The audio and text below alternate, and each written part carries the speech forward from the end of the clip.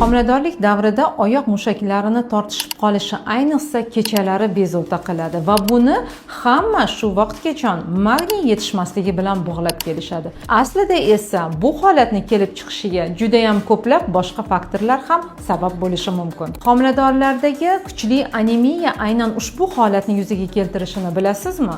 Aynan anemiyada oyoq mushaklariga kislorod yetishmasligi natijasida mushaklar navbatdan tashqari qisqarib boshlaydi. Ko'proq yursam foyda bo'ladi-da, piyoda yurish, ya'ni uzoq vaqt piyoda yurish ham oyoq mushaklaridagi nagruzkani orttiradi va natijada mushaklar navbatdan tashqari qisqarib boshlaydi. Bundan tashqari kuchli sovqotish holatlari, zo'riqish holatlari ham aynan ushbu o'zgarishning yuzaga kelishiga sabab bo'ladi. Homiladorlarning kun davomida noto'g'ri o'tirishi hamda kechki payt noto'g'ri yotishi ham aynan ushbu o'zgarishni keltirib chiqaradi. Yana bir qancha asosiy sabablarni esa izohlarda qoldiramiz.